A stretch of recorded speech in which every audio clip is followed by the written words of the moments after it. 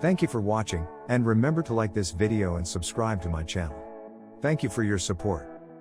You can expect if you're traveling today, of course, the weather could have some impacts from DC all the way down through Atlanta, New Orleans, into Orlando as well. And as you look out towards San Francisco, we are expecting some impacts today through Pittsburgh up through Syracuse. Buffalo going to get in on that. You're going to have some feisty storms as we move through the day today. Looking across the southeast, Raleigh, you guys aren't going to miss out on that chance for storms. We're going to have some heavy rain moving through. That's going to stretch all the way down through Jacksonville. And tomorrow again, Wednesday with us here on America's Morning Headquarters, I'm meteorologist Alex Wallace. And I'm meteorologist Felicia in for Jen Carfett. Damage left behind by those storms, and we're keeping our eyes on both the Atlantic and Gulf of Mexico as two tropical systems are set to impact the U.S. Let's take a look at the forecast of, big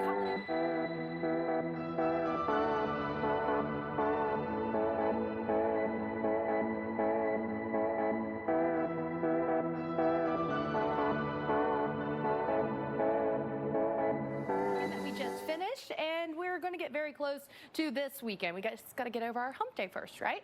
So Denver today, it's going to be beautiful, a little toasty for you, upper 80s. We do have those storms stretching through the Ohio Valley, down through the southeast, eventually through the northeast as well. Now, we're not done with the rain and storms along the eastern seaboard for Thursday either. It is going to be a hot, hot day in Denver and Dallas, LA, even in the upper 80s there. Now, we are going to have that heat continuing across the southwest as we head through Friday. Beautiful, though, as Alex mentioned, for a place like Atlanta, lower 80s for you once that front clears and you get some of that drier air to move in. The payoff in NYC, look at Saturday. Could you ask for something better? We're talking about mid-70s, full of sunshine. It's going to be absolutely beautiful. Sunday, also going to be a really beautiful day for a place like Fargo. Seattle, not bad for you either. And Chicago, I'll take it. I love it. Mid-80s and mostly sunny for your Sunday. Alex? Well, this is going to be something that you're going to want to plan around for the later part of your day. So we've got that possibility for some severe thunderstorms. Anywhere shaded in red, you could see some stronger storms. But the higher risk is going to be for this darker red shading up through portions of the Hudson Valley, down through eastern Pennsylvania, Maryland, D.C. area, getting in on that as well. So damaging wind gusts, hail, heavy rain, all possible, but also an isolated risk for tornadoes. We've got torcons of 2 to 3. Scranton, you guys are included in that. Binghamton, Philly, that is going to be as this line of very strong storms moves through for the second part of your day. So we're starting out beautiful for the eastern seaboard across the northeast, but we're seeing what is to come as we look back toward the Great Lakes region. All of these showers and storms are going to continue to build in across the Finger Lakes region as we head through your lunch hour. Buffalo, you'll start to see things clearing out behind the frontal boundary eventually, but watch as this takes shape as it moves across the Appalachians, blasting through the Catskills as we head through this evening and early tonight. Philly, you guys are getting in on that, as well as DC with those storms moving through.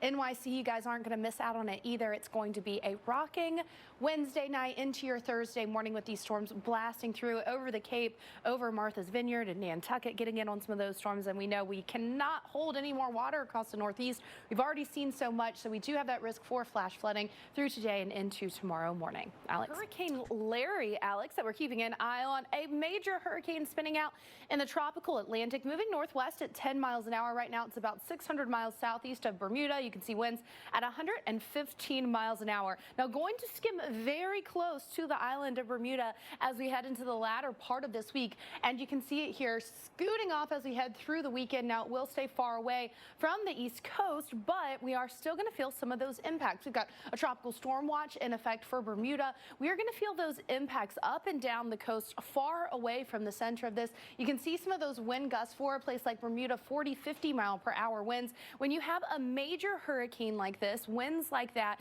even if they are far off in the central Atlantic and the tropical Atlantic, that is still going to create a high risk of rip currents up and down the East Coast beaches. And sometimes I think this is even more dangerous when the storm is far away because, you know, you're looking at the sun, you're looking at the sky, you're thinking all is fine.